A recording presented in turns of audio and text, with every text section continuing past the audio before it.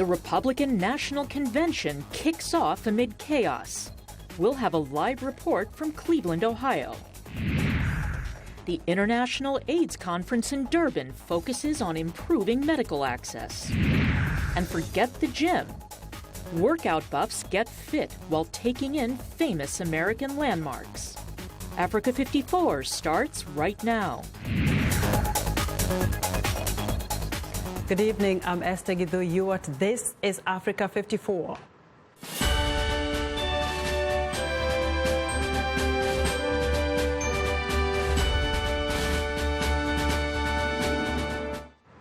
The first day of the Republican National Convention opened on Monday with protests outside the convention hall and delegate upheaval inside, mostly directed at their presumptive nominee, Donald Trump. And later, what was supposed to be a night of speeches uniting the party in the coming campaign against Democrat Hillary Clinton turned into a firestorm of controversy over the speech made by Trump's wife, Melania. We get more from VOA's national correspondent, Jim Malone.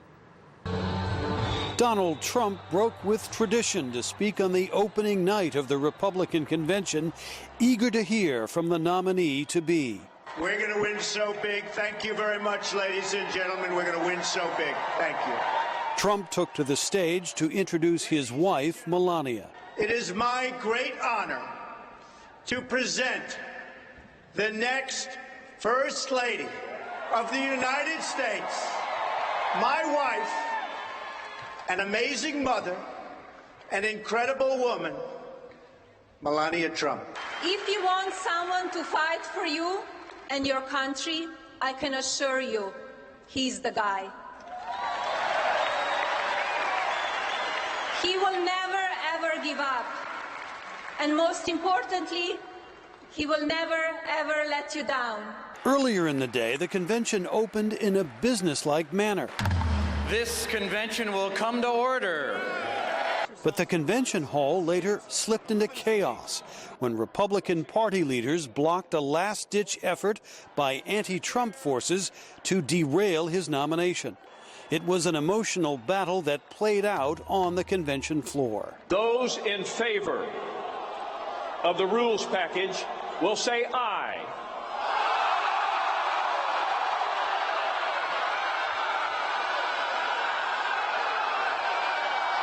Those opposed shall say no.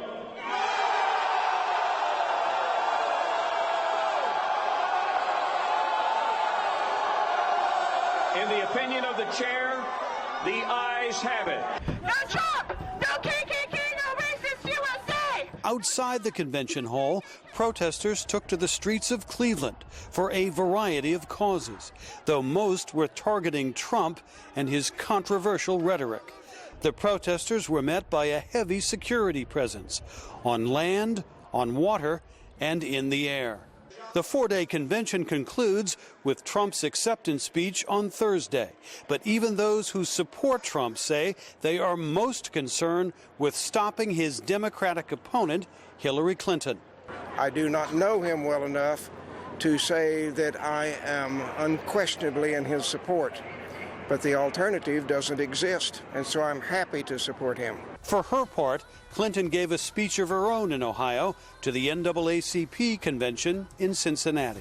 We all know about that other convention happening up in Cleveland today. My opponent in this race may have a different view, but there's nowhere I'd rather be than right here with all of you. In Cleveland, more speeches and protests are expected on Tuesday. Jim Malone, VOA News, at the Republican National Convention in Cleveland. And joining us now from the RNC in Cleveland is Africa 54's Vincent Makori. Vincent, controversy over Melania Trump's speech yesterday and allegations that it was plagiarized from passages of Michelle Obama's Democratic Convention speech in 2008. Oh, yes. The media has had a field day with that portion of that speech. I mean, they played it side by side, and it sounds like a beautiful chorus by the two ladies. There's no question that so much, a big chunk of that was actually taken verbatim from the speech that was given by Michelle Obama. Now, many are questioning, who wrote the speech? Did she write the speech herself? Did somebody in the campaign write this speech? And of course, if somebody did this, he obviously is going to get fired. We can expect that. But what has happened is that now, instead of people focusing on the bigger part of that speech, which was largely, a great speech by Melania Trump, it has been overshadowed by that portion that obviously plagiarizes from Michelle Obama's speech. It is just, it's unbelievable how it was almost taken word for word, and even the pacing of that, when you look at the video of the two, it's unbelievable. Who did it? That is the big question.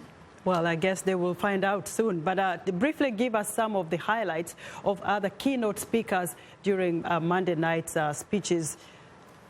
Yes, certainly one of the other speakers that stood out was Rudy Giuliani, former mayor of New York, who came out in a rather fiery manner, talking about America becoming increasingly under threat of extremist terrorists. And he talked about why there is a need to find a kind of leadership that will ensure the safety in this country. Of course, he referred to himself having been a tough mayor of New York and how cracked down on criminals, and also stepping up to the plate during that attack in 2001 when New York was attacked. And so he took this as an opportunity to reap into especially Hillary Clinton's handling of the Benghazi issue. Of course, we know that yesterday the focus was so much on making America safe again. Another speaker that stood out was Milwaukee County Sheriff David Clark, who also went on to paint America as a country that is becoming increasingly dangerous. And he talked about the need for leadership that will support law enforcement. He himself has been in law enforcement for about 37 years. So those two really stood out. And Vincent, who are the scheduled speakers Tuesday night, and what is the theme? Well, the theme Tuesday night is Make America Work Again. It's an effort to try and focus on how Mr. Trump will revive the U.S. economy and make this country work and people go to work. Those scheduled to speak today very significantly because there's a quest to see, the party unite. So tonight we get to see two leaders of the Republican Party, Congress Party, or rather leaders in the Congress. And one is Paul Ryan, House Speaker, and there'll be Mitch McConnell speaking tonight. But also two former rivals of Trump for the GOP presidential nomination. Chris Christie will speak, and also Ben Carson will speak, along with the two children of Mr. Trump. Very significantly, though, tonight also is the day that Mr. Donald Trump gets officially nominated as the presidential candidate for the Republican Party. So are the protests still ongoing, and especially after this Melania Trump speech? Oh, yes, they're expected to continue. What we know that with a heavy presence of police, but also I think the discipline of the protesters. They've been largely peaceful. They've been, they've made their point, but there hasn't been like mayhem, chaos, as someone would have thought. They've been contained. Of course, they're persistent, and we expect to see more of those throughout the week. They're not relenting at all. Vincent, thank you very much. That's Vincent Makori reporting live from the RNC in Cleveland, Ohio. Vincent spoke with several delegates on the first day of the Republican National Convention, beginning with the alternate delegate, Cherie Murray from New York. What risks are there that actually somebody at this stage could cast a vote that can stop Mr. Trump at this point? I don't see a takeover happening. The party is united behind our presumptive nominee, and we want to move forward with uniting the party and reaching out to groups that are not a part of the fold right now to secure a win for the general election. So just briefly tell us a little bit more why you would vote for Mr. Trump as President of the United States? Hey, I didn't say I would vote for him, did I? I support my party, and for me as a voter, so I'm taking off my GOP leader hat, and now I'm talking to you as a mom, that's someone who wants to hear substantive issues as it relates to the African American community. So for me as a voter, I'm still waiting to hear that. Mr. Trump is now polling 0 with African American and minority groups. So I'm interested to see how he switches gear as we move into the general election. You know, there are many people out there who think you're not likely to see a black person at this convention because they assume African Americans are probably going to be seen mostly at the Democratic National Convention. Do you find that a little bit, disturbing?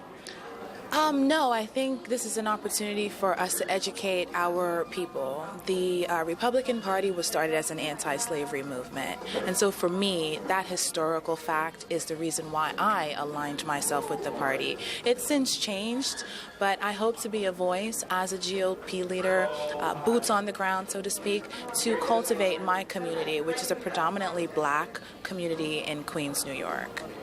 United Party, but of course across the country there's some who are saying that the politics this year has been very divisive.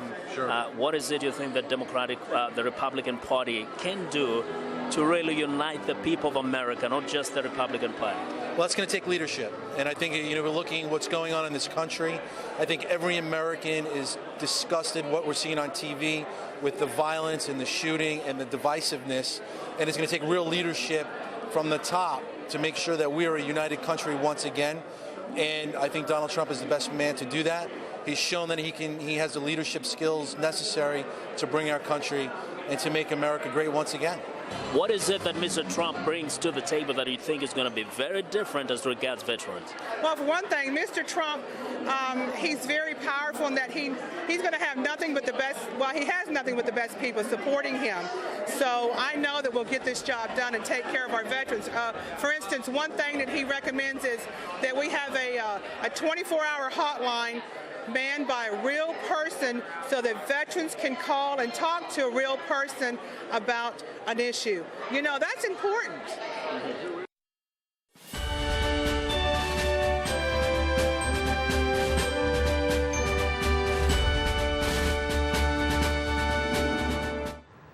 In other news, officials in Germany say police have discovered a hand-painted flag of the Islamic State militant group in the belongings of the teenager who went on an axe and knife-slashing rampage aboard a train Monday.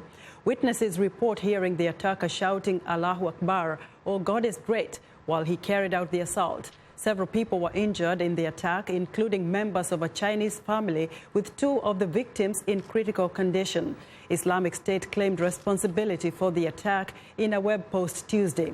The terror group said the attacker was a member of the Islamic State and planned the attack after calls from the group for supporters to attack Western countries.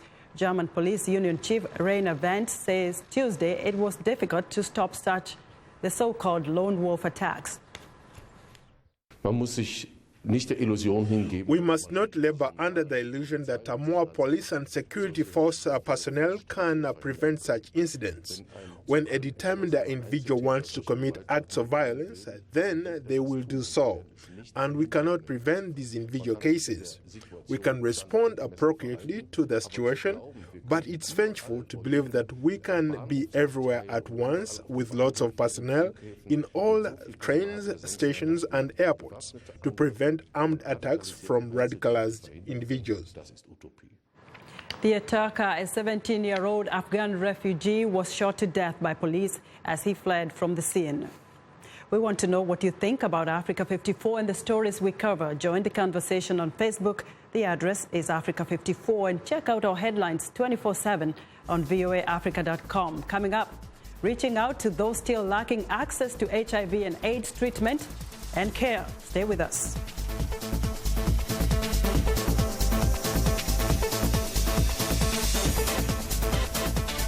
Green Beat, for a healthier planet. The Irrawaddy dolphin is not just a tourist attraction for people living along Cambodia's Mekong River. It's part of their heritage. If they become extinct, it will cause our area to be omitted from the history that says that the Mekong River in Krache Province has dolphins. That's the Bonsat of Cambodia's northeastern rural development. The Irrawaddy dolphin, dubbed the smiling face of the Mekong, brings hundreds of thousands of tourists to the area each year. But a survey by the World Wildlife Fund suggests the dolphin is close to extinction in Cambodia, due in part to overfishing. So local fishermen like Shrey Pet patrol the protected areas. If there are no fish in the river, the people will have problems, and dolphins will have problems too. According to the WWF, a number of proposed dams along the Mekong River could erode the dolphin population further by disrupting breeding and migration patterns. I'm Rebecca Ward for VOA's Green Beat. I'm Ilar Sega. I'm the host of VOA's The Correspondents, a roundup of the world's top stories with analysis from our dedicated reporters. It's really a conversation the same way that you would bring a friend to your home and ask them what's going on. And our correspondents will do that and answer those questions through their own eyes. That appears a false choice in more ways than one. We can't actually put you there, but we can come pretty close. In 30 minutes, we'll show you the world.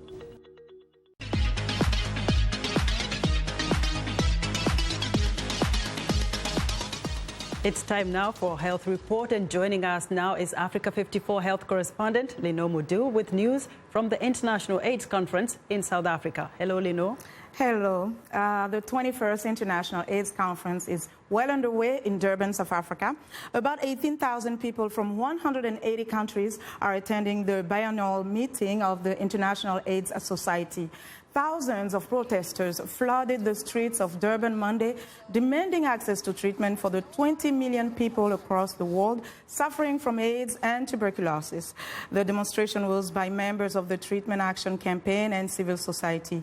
The theme of this year's AIDS conference is Access, Equity, Rights Now, a call to work together and reach those who still have no access to comprehensive treatment, prevention, care, and support services. For more AIDS conference news, let's go to VOA's Anita Powell, who is standing by live via Skype in Durban, South Africa. Good evening, Anita.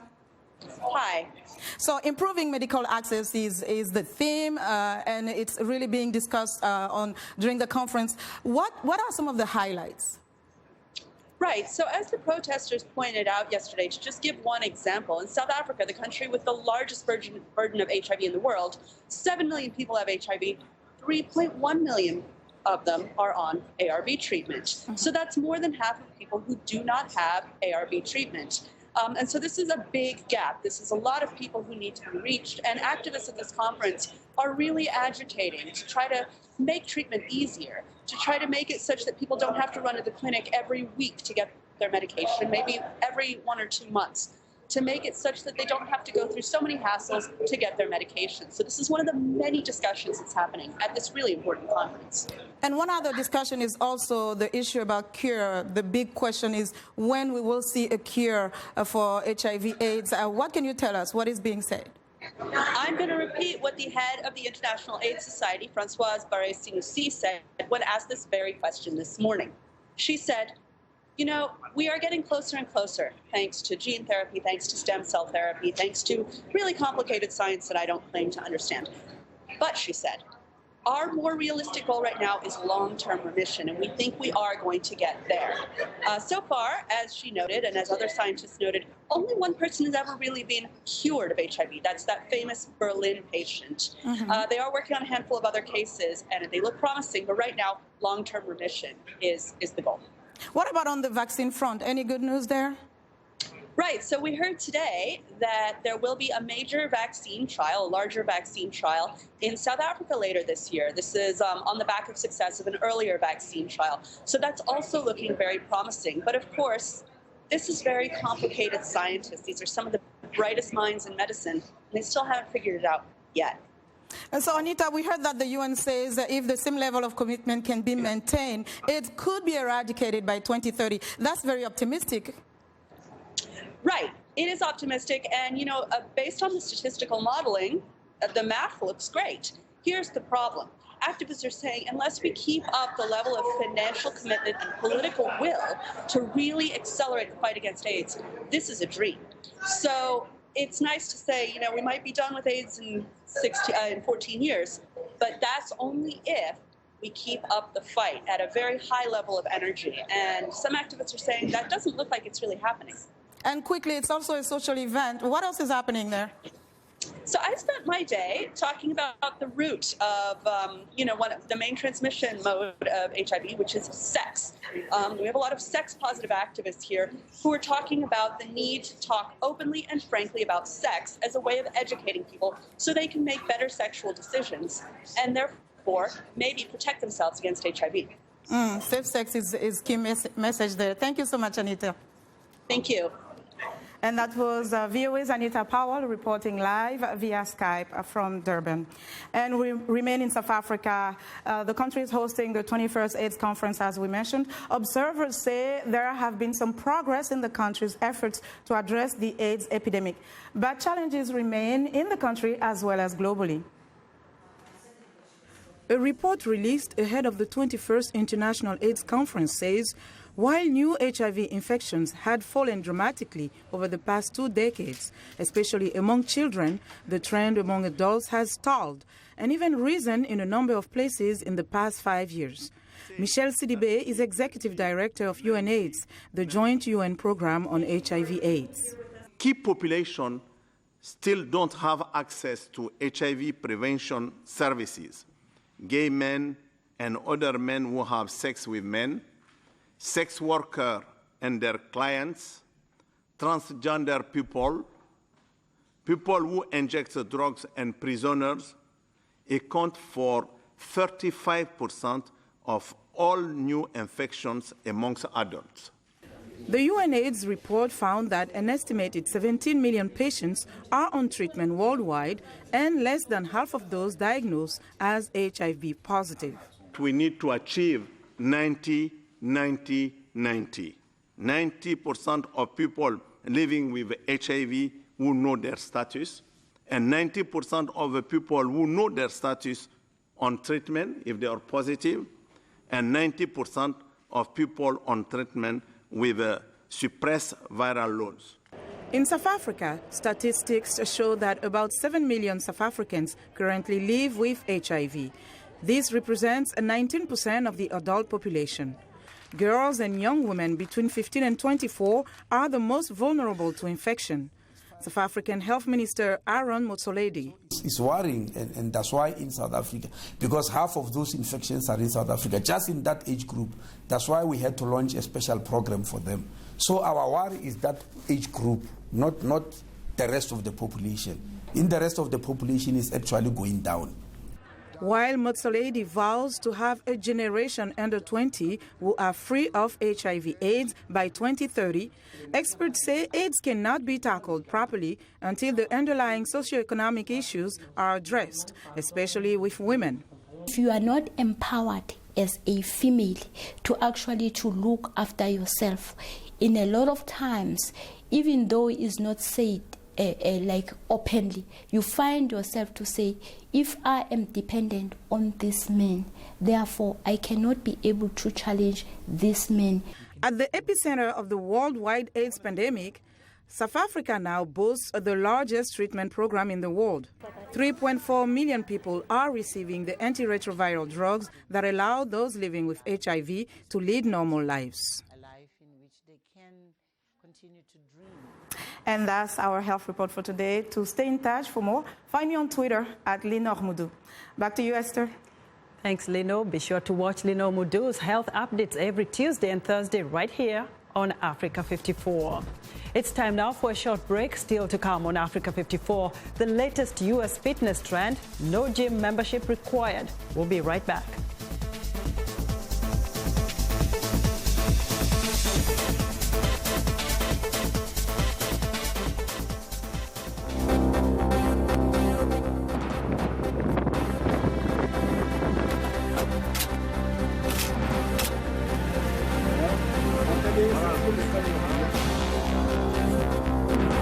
It's difficult to say whether there would be more people who could be arrested for these crimes due to the fact that investigations are on. Le terrorisme, il faut toujours we all agree that the situation is urgent.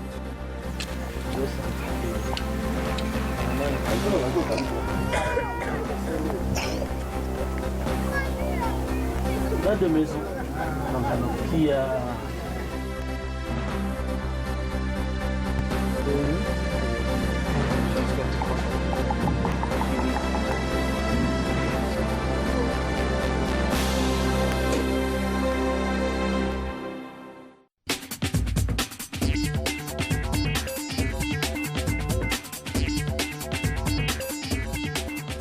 Welcome back to Africa 54. Here's what's trending. A woman's Facebook post has taken on a life of its own. The hashtag I am not afraid to speak is giving women in Ukraine and Russia newfound support and courage to speak out about the violence they experience. Usually women in those countries fear being blamed and judged by public opinion, the police, and even their own families. The hashtag was first posted in Ukraine, then quickly spread to Russia. It has even united Russian and Ukrainian users of Facebook after 2 years of tensions between the two countries.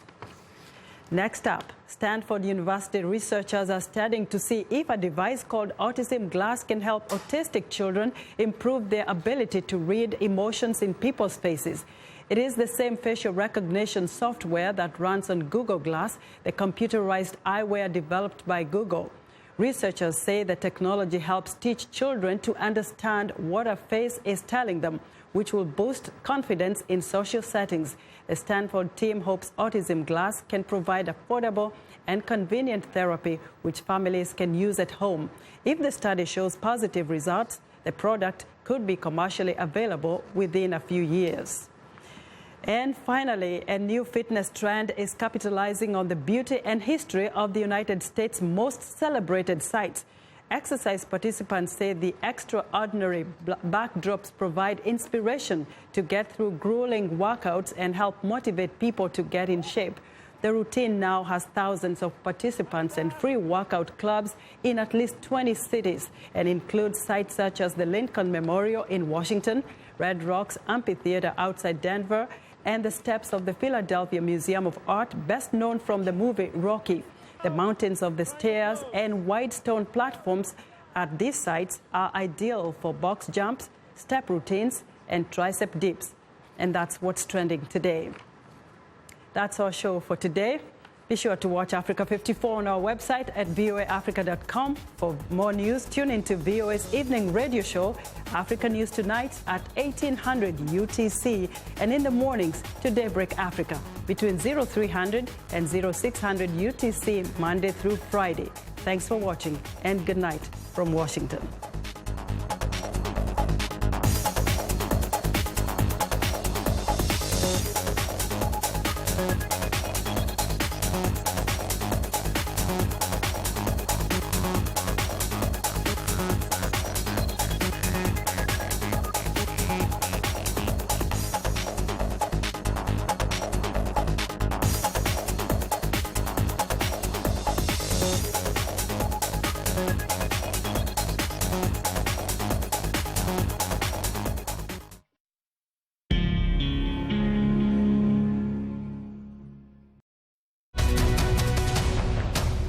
Welcome to the Voice of America's News Words.